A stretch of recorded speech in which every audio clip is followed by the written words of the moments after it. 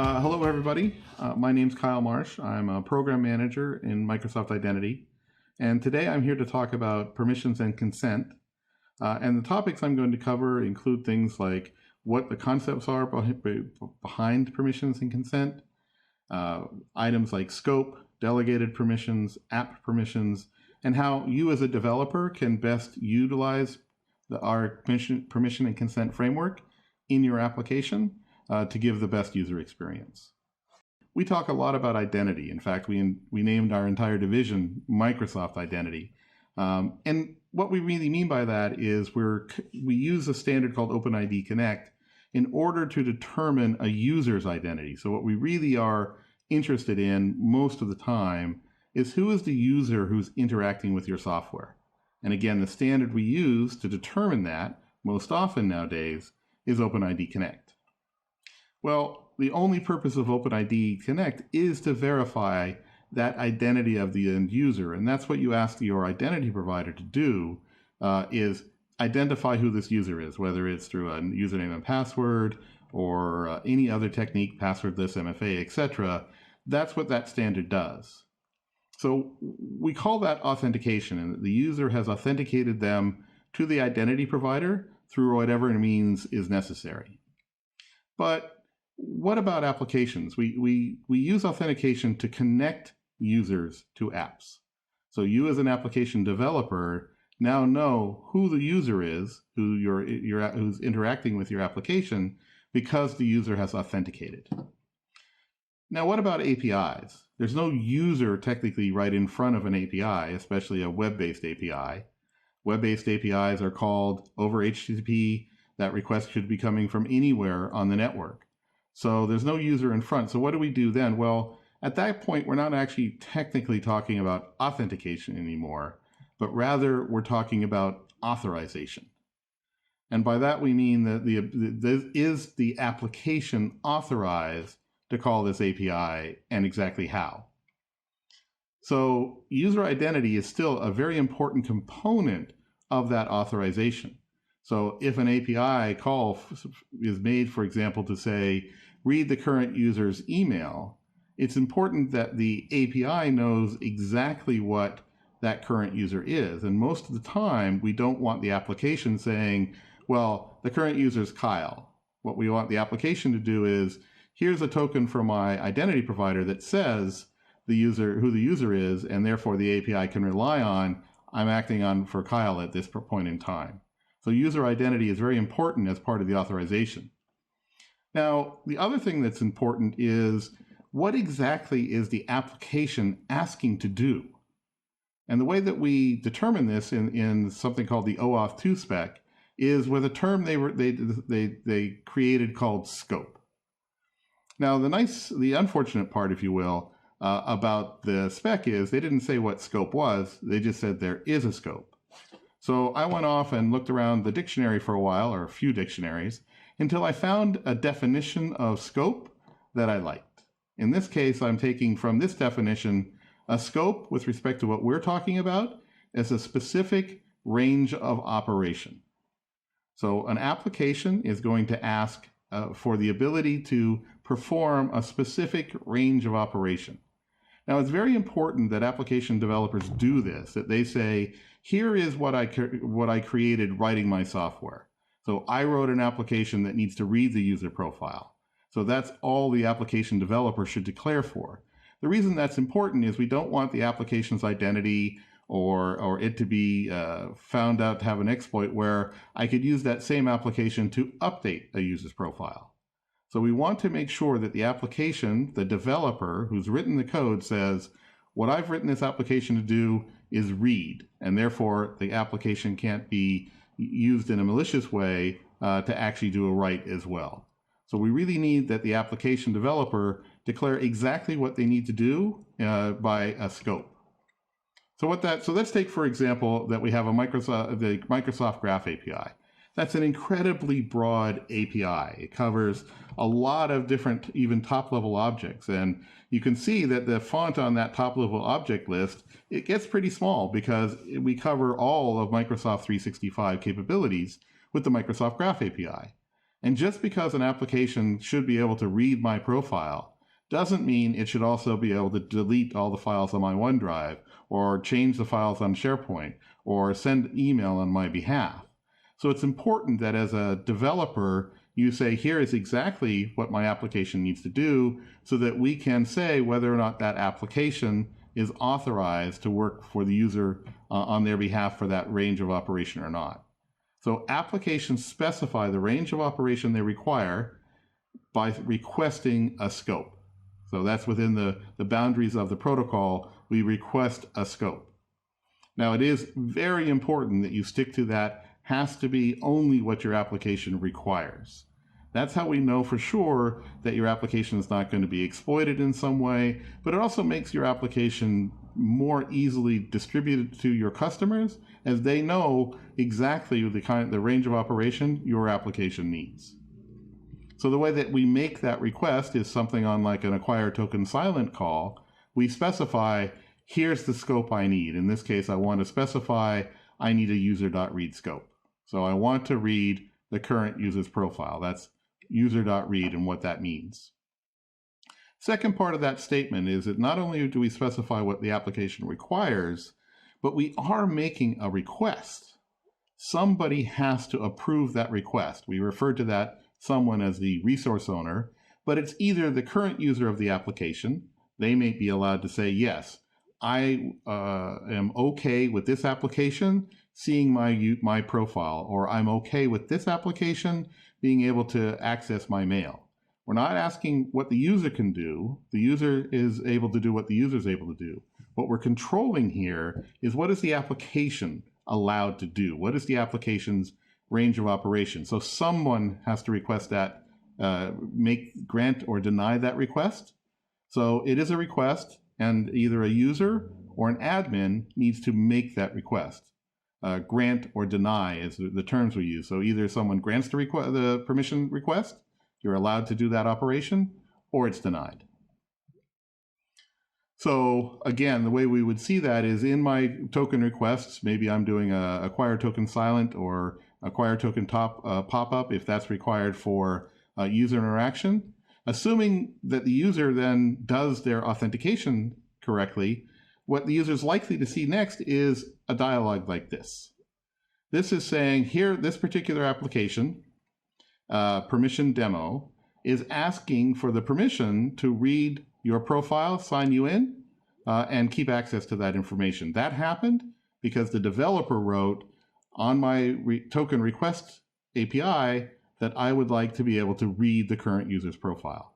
So there's a direct correlation here. We talked about earlier about a private conversation between the identity provider and the user, and why the conversation is completely private with respect to the authentication. The application doesn't know what authentication techniques are needed by the IDP. That's not the case of scopes. You do actually influence the follow-on part of that conversation, which is, will the user see a permission dialog like this, our permission experience, or not, and when, is driven by you as an application developer. So in this case, because the application said acquire a token for user.read scope, this permission dialog popped up. Now, because the scopes drive our permission and consent user experience, we often use the same terms interchangeably. The user's asked for a scope, the application's asked for a scope, or the application's asked for permission. We see that as interchangeable terms. So you often hear us say, what permissions does the API require? Well, the way a developer requests those permissions is by specifying the scope parameter in the API in our request call. When you get a token, assuming that the permission has been granted, your application will get a token. It'll look something like this. Maybe it'll be a jot bearer token. Maybe it'll be something else. In any case, your application wouldn't look at it, but it's been granted consent. It's just going to simply use that token in an HTTP request off to make a regular web-based API call. So here we're providing the access token as its bearer token, and we're off to call an API against Microsoft Graph. So that's how you're going to use the tokens. So let's take a look a little bit at how Microsoft uses this permission and consent framework. So the basic transaction is you're asking for a token. Can I have an access token in order to call this API with this particular range of operation? That request will either be granted or denied. You either get the token or you don't. So that's a fairly straightforward framework, but how do we actually use this framework at Microsoft? Well, it all really drives around what scopes have we defined as an API developer. So here we have some scopes or permissions from the user object in Microsoft Graph. So user.read is one we've already looked at. It allows the current application to get the current user's profile. User.write is read-write is also obviously there so that an application developer can follow a least privileged model. They request the least high privileges they require. So the least permission would be I only need to read if I haven't implemented something to write. But if I do need to write, I'll specifically ask for user.readWrite. Now the third permission we're talking about here is actually very interesting. User.readBasic.all.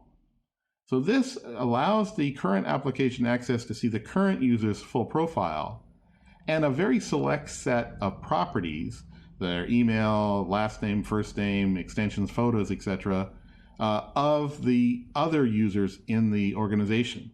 So I can't see everything about the other users. I can't see who reports to who, for example, but I could get enough to say their picture and their email name.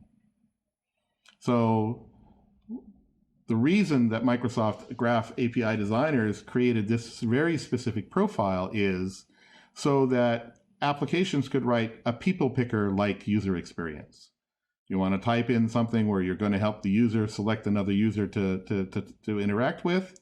This permission is granted specifically for that. So it's a very specific range of operation, if you will. I want to create a people picker. You'll need the user.readBasic.all permission, right? Or you'll specify that as your scope. So let's look at a couple of more permissions from the user object.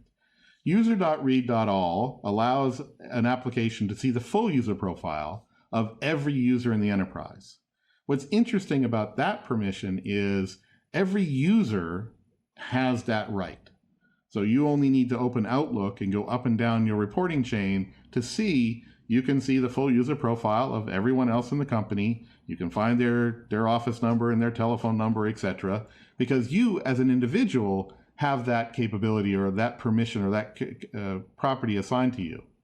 But the designers of the Microsoft Graph API thought, that's a very powerful permission if I let an application have access to that data.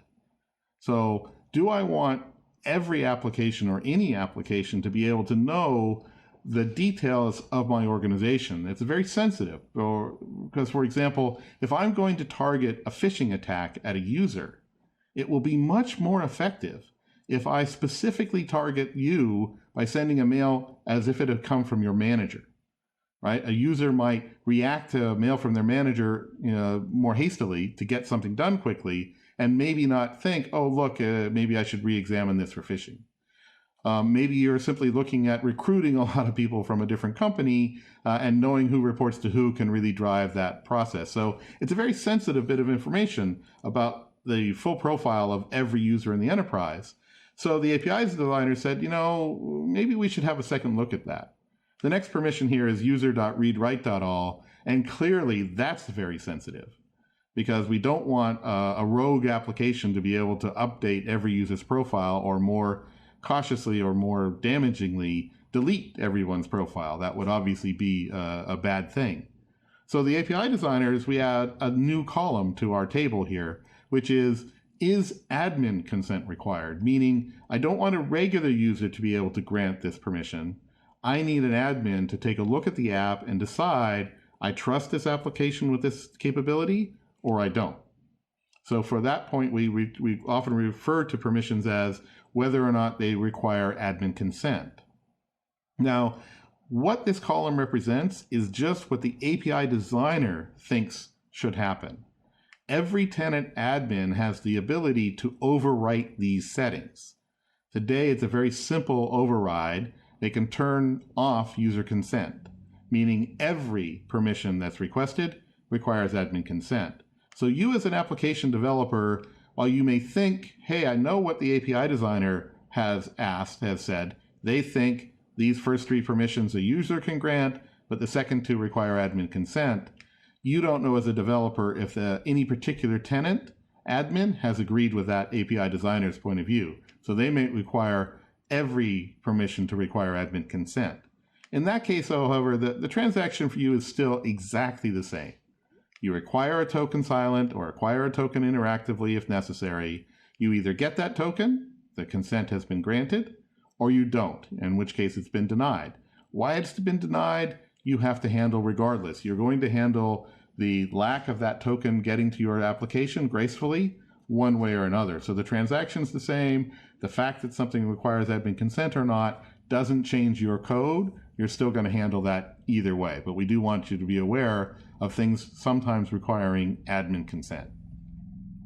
So if I put the user.read.all permission in my request, users are likely to see this dialog, this consent dialog permission, instead of the previous one where it said, I'd like to read your current user profile. Now, this is not a particularly friendly dialog. We're certainly aware of that. Need admin approval can often be considered a brick wall. The user can't grant consent to this permission, so we have to say, well, your admin has to grant it. But they may not know what we need by admin in this situation. They may not know who their admin is. So it can be a bit of a block, but I'll show you in just a few slides that we do have a new experience available for these applications as well. Now, if an admin gets to that same point in your application, they would get a slightly different experience. They get a regular consent dialog with a single addition, which is consent on behalf of your organization. So this allows a tenant admin to either just accept this dialog, in which case they grant consent for themselves to run this app or to get this app's functionality that's required, or they could click the checkbox and pre-consent for the entire enterprise, in which case no user will ever see this request again because it's been pre-consented by a tenant admin. So that's one way an admin can grant consent to anything that requires admin consent. Another way is they can actually go into the Azure portal itself and make the adjustments there. Now so they can go here, and this is in their Enterprise Apps Blade. They can see what permissions the application has requested. They can see which users have already granted it, and they can make that call as to whether they want to grant it or not. They can, at this point, pre-consent. You see where it's a grayed out box there, but you can see it says grant admin consent for Kyle Stage. That's my tenant name. In that case, an admin can simply grant it, and no user would ever see that consent prompt. We absolutely think this is a great choice for all of your line of business apps, those single tenant applications you've developed for your enterprise. The best step for you is to work with your administration, your IT department, and say, I have a new app, or I have this app, it needs these permissions. Work with them, get it granted, and then your users will never see a consent prompt for that application. Another best practice here is to make sure you do declare in your application registration all of the permissions your application may need. Right? So if you have some functionality that maybe the user may or may not get to, so you're not going to ask for consent for those up front, that's a great practice. But if the tenant admin doesn't get to that same point of your application where that might be required, it makes it very hard for them to grant consent. So we do want to make sure you as a developer always put the full set of every permission your application could require in your application declaration. You're not going to get that permission. No experience is going to happen until you actually drive that through your own code.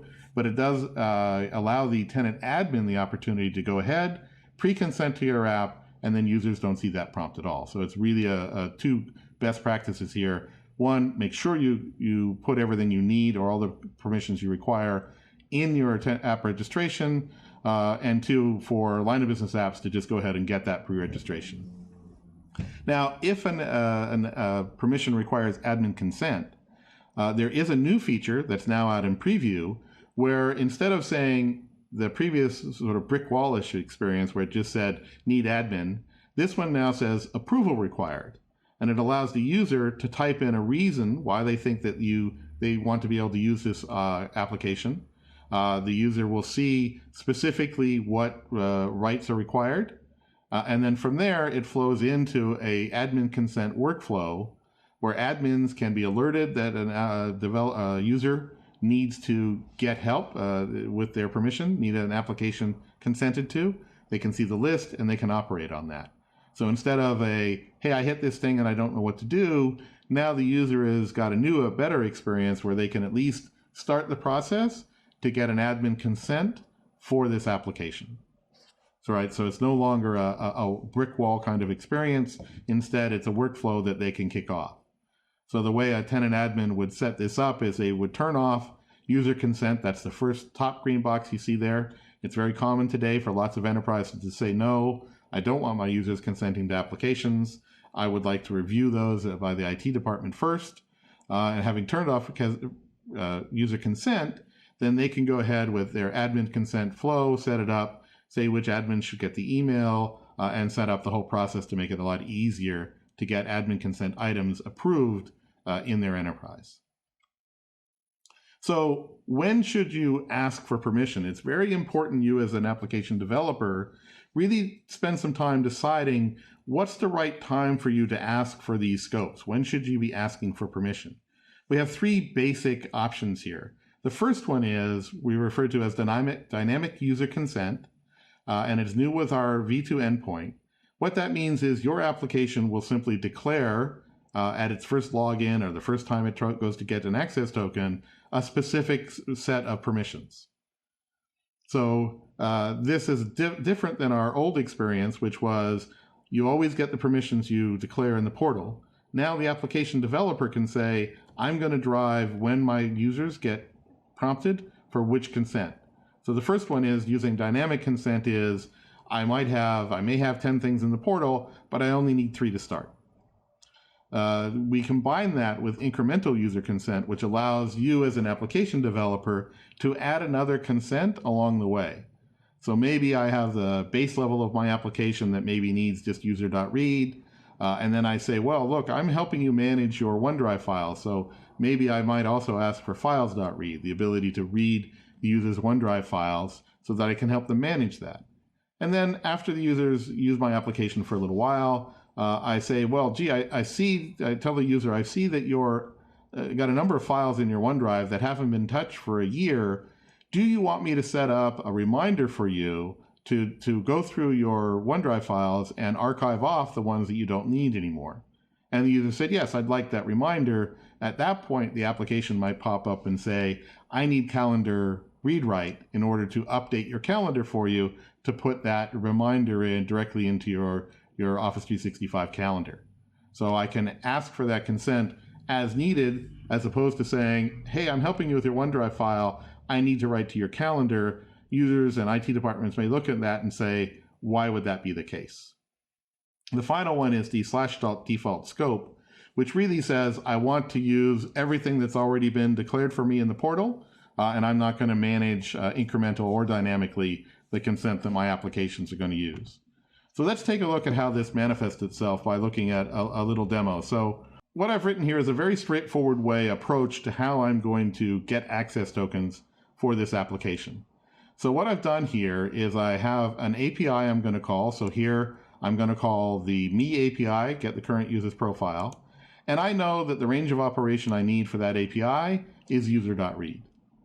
I also am going to have in my application the ability to get the people who work around this user. I really like the people API because it's an API that isn't just returning some value out of a row of some database somewhere, but really it's building on the intelligence that's possible with Microsoft Graph to look at, given the current user, who are the people they've been sending mail to? Who are the people they've been collaborating on documents? Who are the people who have been in meetings together? By taking that information, we can determine which users the user has been interacting with lately. And you can see this, for example, when you start an email message now in Outlook and you start to type in a name, we show you people that have that name or that letter that have been working nearby with you or interacting with lately to make it much easier to pick the people you probably need to send that mail to. So here I call that API and I've got my people.read permission. And finally here another permission, I'm going to get all the groups in this enterprise. And for that, I would need a groups.read.all, which of course the API designers have said requires admin consent. Either one of the other two might have, depending upon the tenant configuration. But me as a developer, I don't have to worry about that. I just know in order to call this groups API, here's the consent I need, here's the scope I'm going to specify, group.read.all. So that makes it very easy for me as a developer to manage the scope I needed for any particular API call I'm doing, because I just kind of keep them together here. And then I'm going to follow our standard pattern of going through and doing a acquire token silent first. And if that requires user interaction, I'll go ahead and acquire the token interactively with acquire token interactive. And then finally, of course, if I get a token, I'll just go off and call Microsoft Graph with that access token, and then I'll throw it away because MSOL will handle managing those tokens for me, and I don't have to worry about that. So let's go ahead and run this application just to see the end result of this relatively straightforward way for the developer, at least, to request these scopes. So this allows me as a developer to really easily organize my code. I need this scope in order to call this API, and then I'll let MSOL handle, do I have a right token, does it need to be reacquired, or anything like that. So I got this little very simple application, very simple WPF interface here. I'll go ahead and sign in, and so I'll go ahead and sign in with my demo account here. And of course I've got passwordless, so I'll let that passwordless flow happen here. And now we've gone ahead and done the authentication. Now no one's run this application before in this tenant. So here I see that this is my user ID, Kyle at microsoftidentity.com, .dev, sorry. And here I have the permissions that the application's asking for, which is sign in and read my user profile, really user.read. So I'll go ahead and sign in. And here I will get my the claims I would get in my ID token just as I expect. Now I haven't made an API call, I've just authenticated, but I did in this application, I'm able to say I want to sign in with the scope user.read. So when I call my profile API, I just get a result immediately because I've been granted that permission already. But when I call the people API, while the developer made it very easy, this scope goes with this API. Here, when I do the actual application, the user is going to get prompted again because now I need another permission after I do this because no one's granted this application permission to call the people API. So I'm going to cancel that and not actually call that. Instead, I'm going to go back here and we'll sign the user out. Notice the API call failed because I didn't have the right permissions. So I'll sign that user out. Let's change the way I sign in to say user consent, meaning everything I think or the Graph API designer said is user consentable. So I'm going to go for user.read and people.read. So if a regular user is running this app and that's allowed in the tenant, I can just go ahead and do that. So I'll go ahead and sign in here again. A single sign-on kicks in this time. I have to pick which identity I want to use. But in this case, I don't have to go through authentication because I just did. So single sign-on kicks in. But I still get prompted for consent because I've added new consent to this app that I didn't get before, which is read my relevant people list. So I'll go ahead and accept that. And now when I go and make the call to the people API, sure enough, I get results. Now, if I do go ahead and do the groups call, I haven't asked for the groups.read.all. So yes, I expect to get another consent prompt here, which I'll get. So I'll pick my identity. And here you can see that I'm going to drop into our new experience where approval is required. I have an opportunity here to type why I need this request approval and send it off to get done. So this will make it a much easier process when your application does hit something that requires admin consent. The users won't be blocked. They'll be able to start that process. Again, since I canceled that, I don't get the access token. I will fail over gracefully. Obviously, I get that it was canceled, and I would respond to that. So you as an application developer can control completely how your users get their consent experience. They could get it all at once up front. They can get it incrementally, and you control that capability, that user experience by how you decide to use permissions and scopes in your application. Now, another key concept I want to cover here is everything we've been talking about applies only to applications. So we are granting applications the right to have access to those resources on the user's behalf. So far we've talked about when a user is involved, the user has signed in, and if I get files.read, that means I get to read the files on behalf of the user. So the user has whatever permissions have been granted to the user, through their system. So OneDrive has decided if I've shared files with one OneDrive person, they would have access to that drive, and OneDrive looks after who has access to what files. What we're talking about here is the application trusted with access to those files? Do we think they're going to do something incorrect with that? So we're always wanting to help enterprises and users make sure that they're not granting access to something, to an application, which they don't really trust. But all we're talking about here is, what is the application allowed to do? There is that overriding factor of what permissions does a user have. So I, as an application, could ask for, I would like user.readwrite.all.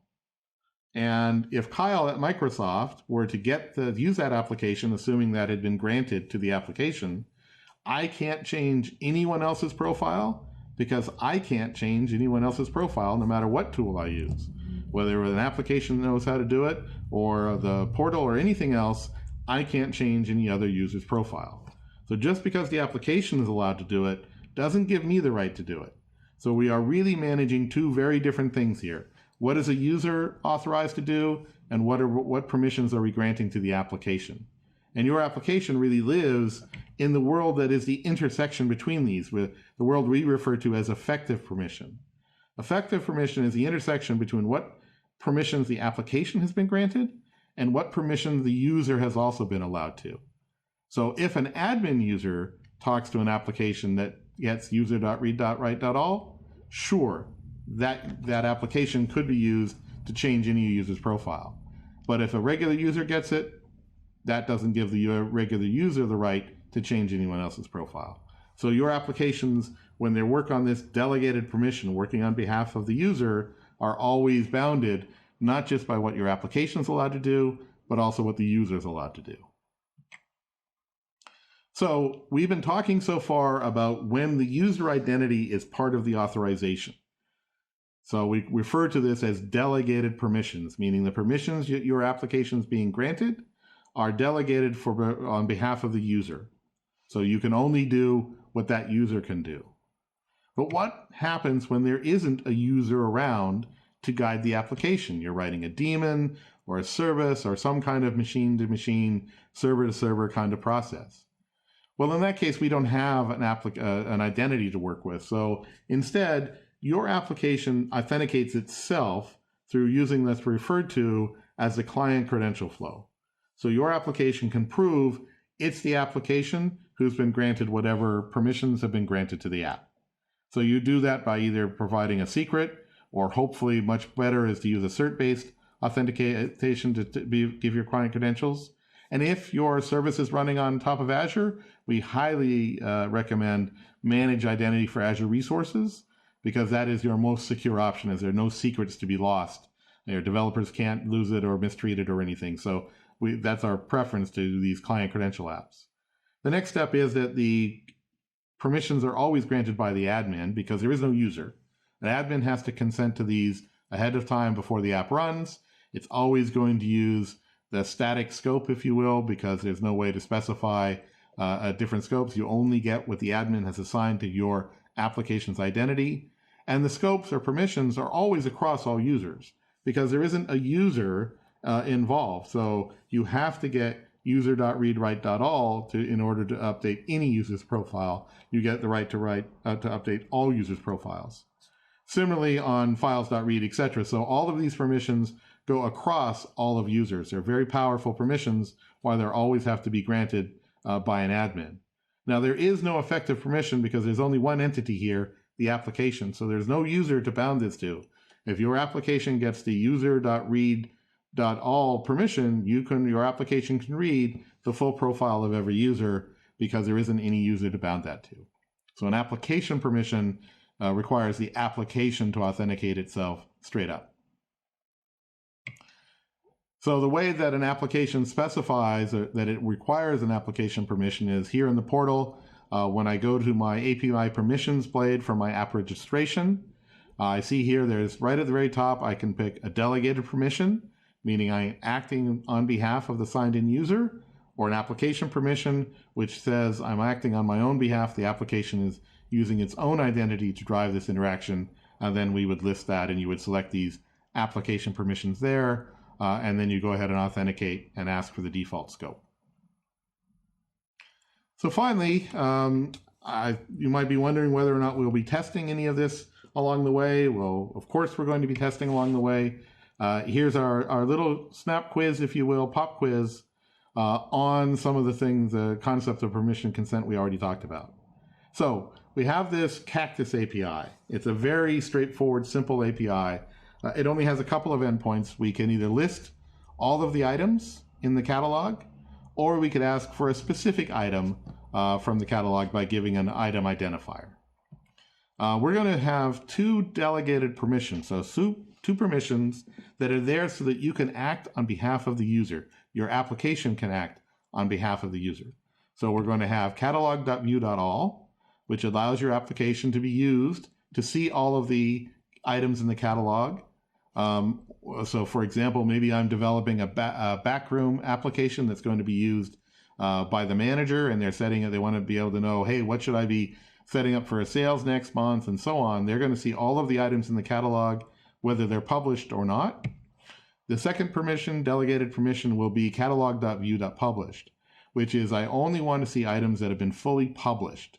So maybe this is I'm developing an application that's going to be used out on the retail floor. And I don't want a sales associate to accidentally show things that aren't yet available to customers because maybe that'll change their purchasing decisions. So we want to make sure that we only have things that are published, because maybe we'll never publish that item and we'd end up with a disappointed customer. So maybe I'm developing, this allows me as an application developer to say, hey, I'm going to be used in an area that only should see published items, or I'm used in a way that should see all items. So that the application developer can guide what privilege, what least privilege they require. Finally, we're going to talk about two different types of users here. One is an admin.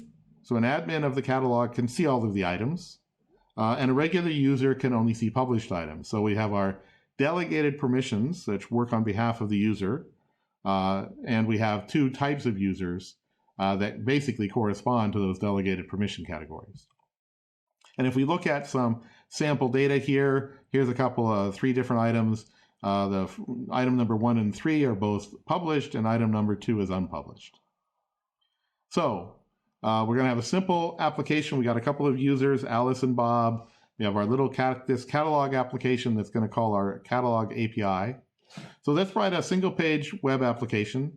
And it's going to be used to list the catalog items. And it's specifically asked for and been granted catalog.view.published. Now the first question is, is this a delegated permission or an application permission that we should be asking for here? I'm hoping by giving you a moment there, you've all decided your answer in your head, because clearly I can't see it. But the answer here is a couple of things, a couple of reasons. Yes, it has to be delegated for a few reasons. First off, there's a user in front of your application, so it should always be a delegated permission.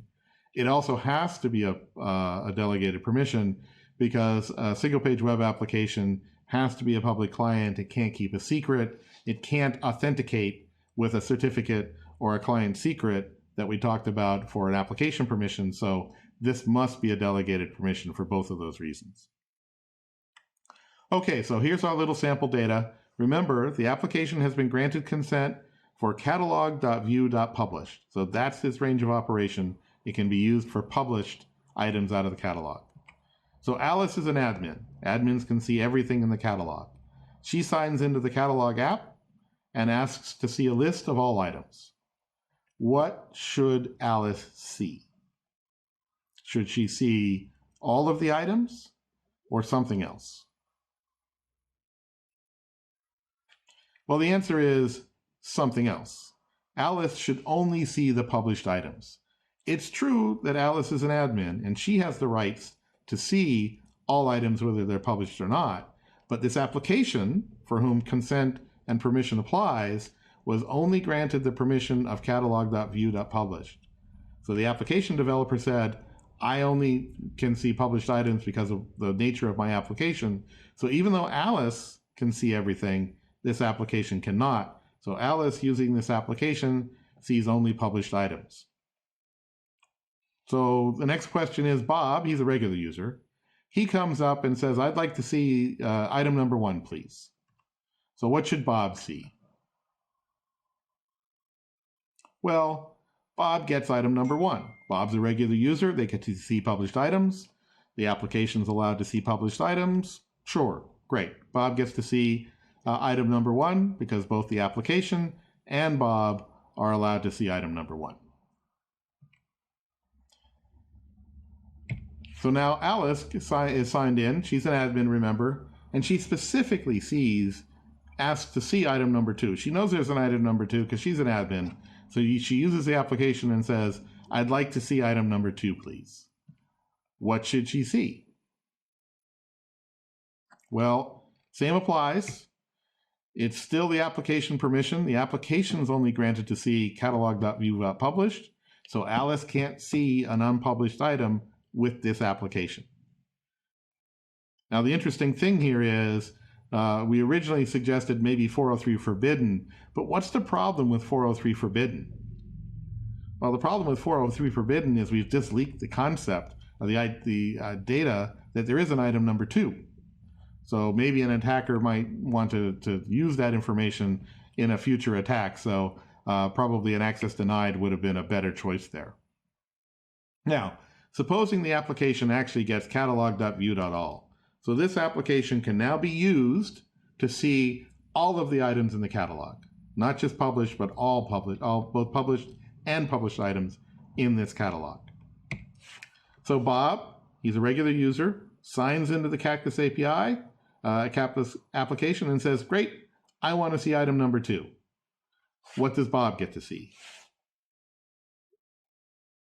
Well, Bob's a regular user, so it doesn't matter what application he uses, Bob can't see unpublished items. Even though that application is granted the ability to see unpublished items, Bob can't see them because he's a regular user. Again, he would get a good error, probably not forbidden, probably something along the lines of access denied, so that regardless of the fact that the application can be used for this, Bob doesn't have the rights to do that. So applications live, when they use delegated permissions, live within the bounds of both what the application has been granted and what the user is capable of doing.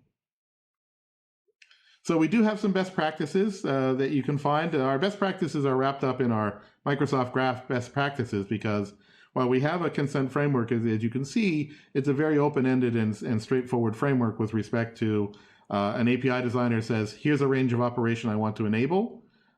They provide a scope, and then what that scope means and how the developer should use it are put in our graph best practices because that's where we use the most of them.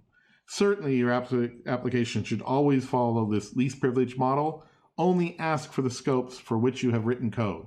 You have a range of operation you've developed for. Those are the scopes you should ask for. Make sure that you use the right model. Are you an application permission or a delegated permission? If there's a user in front of you, it's always a delegated permission. And finally, think about what your user experience is going to be by deciding when you're going to request the scopes. Are you going to do all of them all up front? Are you going to do some of them up front and some of them incrementally, etc., so you can really drive that user experience in your applications. We also have some things that are on the consent dialog but don't really fit into the framework.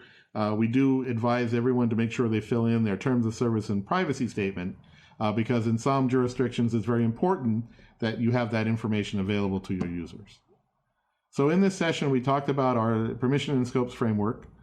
We talked about the concepts of scope, how that drives permission and consent experience, delegated and application permissions and when we would use either, as well as how you as a developer can best drive your user experience by how and when you request access to resources through your scope request. I hope you enjoyed the presentation. Thanks a lot for your time and have a good day.